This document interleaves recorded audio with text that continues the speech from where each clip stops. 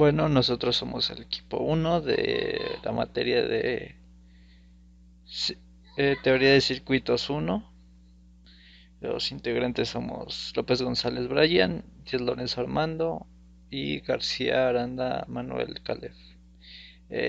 A continuación les pasaré a mi compañero que les explicará cómo se hicieron los cálculos de- del circuito. Esta vez vamos a hacer la explicación de cómo se calculó el circuito de la práctica número 3. Bueno, vamos a analizar primero qué variables o qué incógnitas tenemos, que es la corriente total, la corriente uno, la corriente 2, corriente 3 y corriente 4. Rápidamente vamos a hacer un análisis del por qué se nos pide solo en estos puntos. Aquí la corriente total va a entrar aquí y se va a dividir entre esta corriente y esta corriente. De igual forma aquí la corriente 2 va a fluir por esta rama hasta este punto y se va a dividir en dos corrientes, 3 y 4. Aquí, ¿por qué se va a dividir? ¿Por qué esto no lo podemos considerar en serie? Porque esta rama está en un principio con esta de aquí y en final de igual forma con esta. Entonces, reordenando nuestro circuito, tenemos esto. Bueno, vamos a analizar en qué forma está nuestra serie, nuestra resistencia. Aquí tenemos dos resistencias en serie, dos resistencias en serie y estas en serie a la vez con estas dos resistencias en paralelo y esta estará en serie más adelante. Bueno, podemos hacer el cálculo de estas dos resistencias primero, obteniendo un valor de 232 ohms. Reordenando nuestro circuito, tenemos esta resistencia, que son estas dos de aquí. Podemos observar que se está respetando principio con principio y final con final. ¿Ok? Se está respetando. Entonces, ahora vamos a calcular estas dos resistencias en paralelo. Yo utilicé producto de las resistencias entre la suma de las mismas. También podemos utilizar inverso de las inversas, pero aquí tenemos dos resistencias, así es que podemos hacer de forma más rápida o más fácil este cálculo.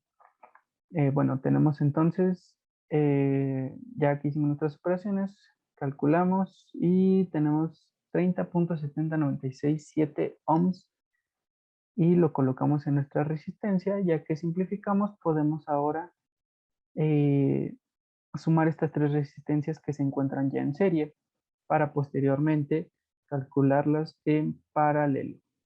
¿Ok? La resistencia 1 que van a ser serie y resistencia 2 en paralelo.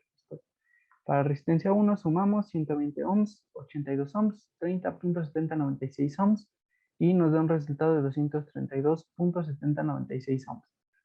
Y bueno, este resultado se colocaría aquí en esta rama y ya podemos hacerlo en paralelo con esta resistencia de acá, que sería nuestra resistencia 2. La resistencia 2, entonces tenemos que se puede hacer de la misma forma, tenemos solamente dos resistencias, podemos usar esta fórmula, el producto de las resistencias sobre la suma de las mismas. Tenemos el resultado 116.1771 ohms y se coloca de esta forma, simplificamos el circuito, aún se puede más, estas se encuentran en serie, ¿sí? Y podemos obtener nuestro circuito equivalente. ¿Qué es esto? Sumamos en serie 220 ohms, la resistencia que se encontraba aquí, más 116.177 que se encontraba de este lado, y nos arroja la resistencia total, que son 336.1771 ohms. ¿Ok? En un principio se nos solicitó el cálculo de la corriente total. La corriente total se puede calcular mediante ley de Ohm, que nos dice que es directamente proporcional a la tensión del circuito e inversamente proporcional a la resistencia. Entonces, la tensión ya la tenemos, que es la que tenemos en nuestra fuente de alimentación, que son 9 volts, entre la resistencia total, que es la que se obtuvo. Y bueno, haciendo operaciones tenemos 0.02677 amperes. Y ya con esto podemos hacer el cálculo del resto de nuestras incógnitas, que es la corriente 1, corriente 2.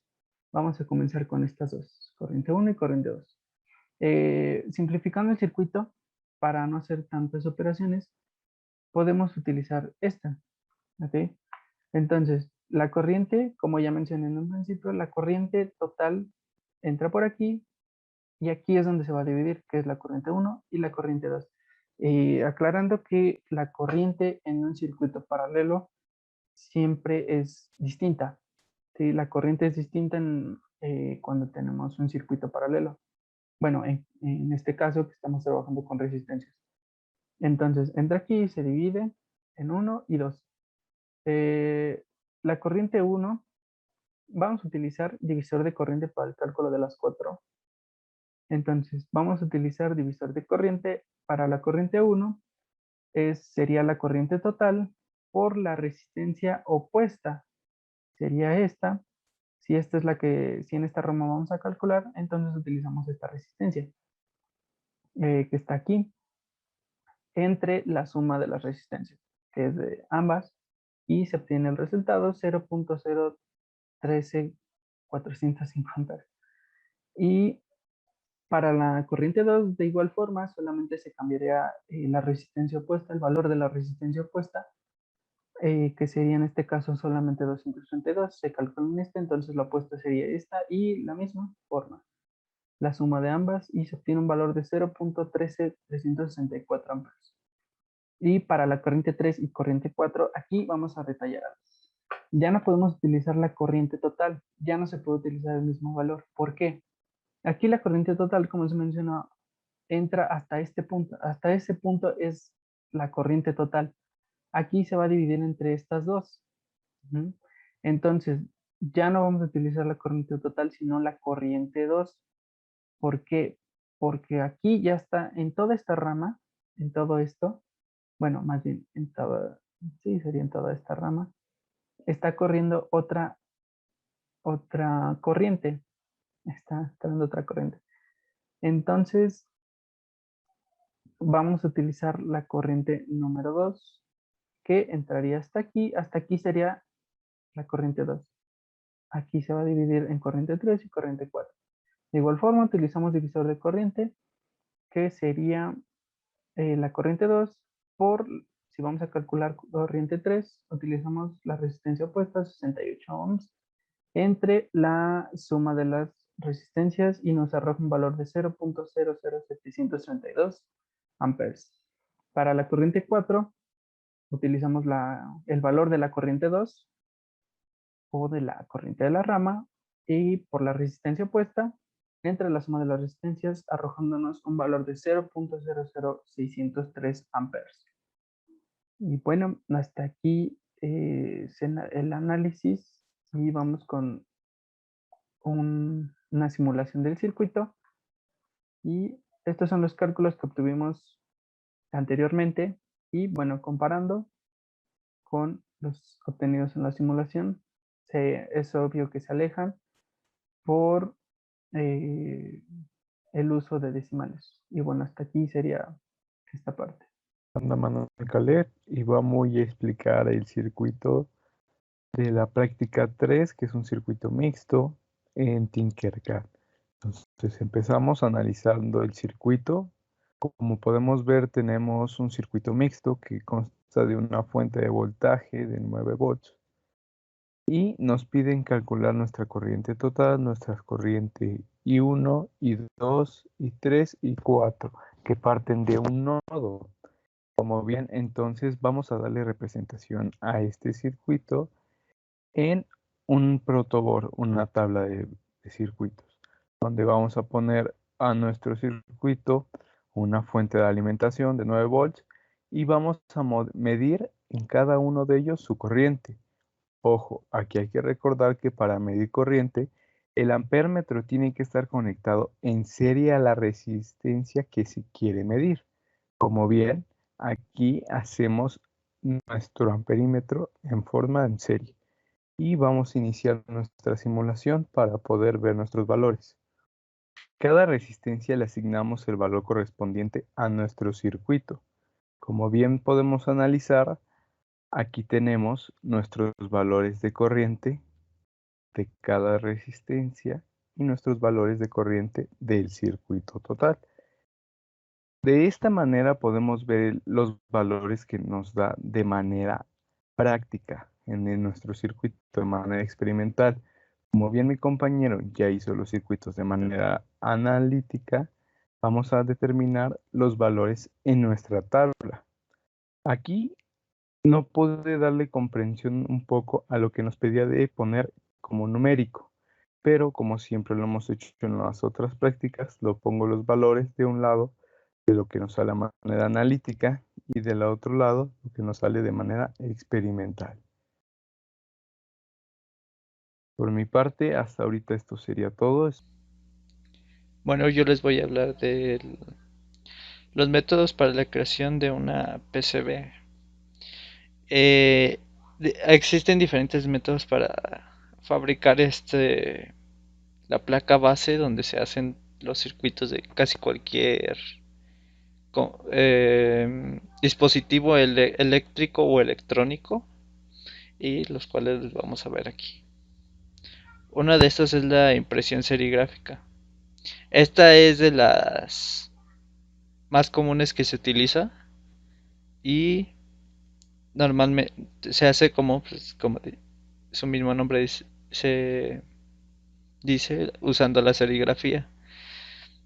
Y es el mismo procedimiento que se hace cuando se estampa una playera. Se pone una plantilla en la placa que se va a hacer el diseño que se requiere. Se le pone un poco de tinta resistente al grabado y después, una vez que ya está hecho, se quita la plantilla y se deja secar o se le seca aquí como en la imagen con una secadora. Aquí este sería el proceso que se va haciendo para que adquiera los colores que tienen al final la placa. Primero es la placa de cobre, luego se le pone una plantilla de color azul, luego se le pone una plantilla blanca, después se le pone una de ese mismo color y ya después se le va haciendo igual el- la mezcla para que sea el del color verde. Si se alcanza a ver aquí ya están las partes que son de cobre de lo que van a ser las conexiones. Esto ya eh, es donde se van a meter cada componente que se va a requerir para esa placa. Otro que sigue es la técnica de fotograbado.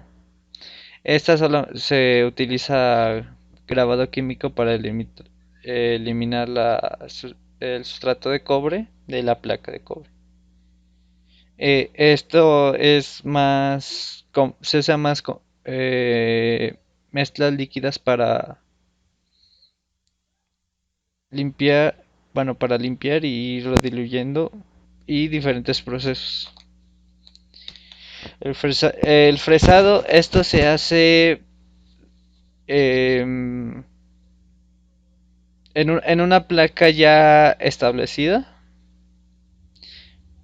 y con las líneas que que ya esto ya viene fabricado desde antes, ya sea por pedido o pues fabricado en el mismo lugar.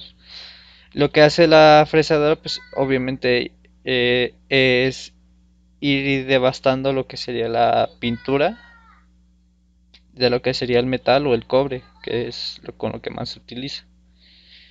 Se utiliza un programa de CNC para ir haciendo cada placa.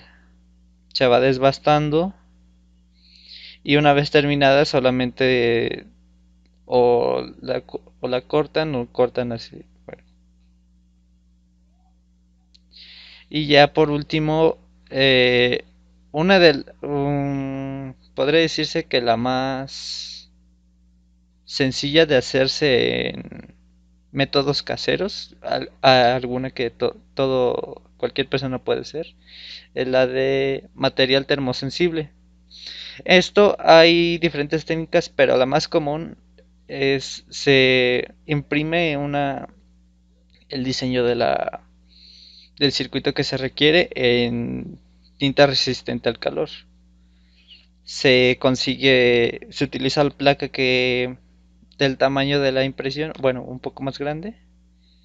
El proceso que se utiliza es que se pega la placa y con una transferencia de calor como una plancha, se podría decir, se plancha y se transfiere lo que sería la tinta a la placa. Una vez transferida la tinta, solamente se tiene que ir limpiando el papel que quedó en la placa y después se hacen diferentes procesos químicos para irle dando un color verdoso o aquí como se ve un color como cobre oscuro, el cual permite ya empezar a fabricarla. Como esta placa es salida desde cero, desde esta placa sin ningún orificio, se taladra obviamente todos los hoyos y se van soldando ya aquí los componentes que se vayan a usar. Y esto sería todo de mi parte.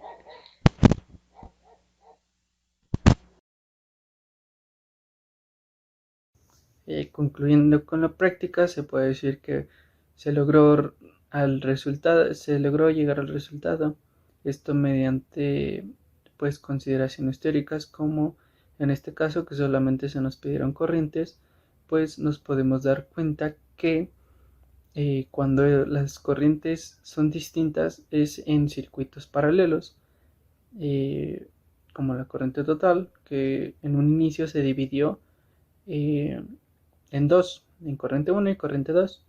Y pues bueno, esto no pasa cuando los circuitos son series, ya que en toda esa rama la corriente será de la misma forma, bueno, tendrá el mismo valor. Y bueno, también se logró trabajar con distintas combinaciones de resistencias, que en este caso pues se le llamaría circuito mixto. Y también pues usar fórmulas, métodos, por así decirlos, anteriormente utilizados en otras prácticas para llegar al resultado. Bueno, sería todo. Y bueno, ya para concluir esto, el final de la práctica se concluyó los diferentes procesos que se tiene que hacer para realizar, bueno, la práctica, valga la redundancia, pero se utilizaron los procesos que vienen y se utilizó el procedimiento para ir simplificando el circuito que venía en la práctica de cómo se nos había mostrado y ya de esto se llenó la tabla como marcaba la práctica.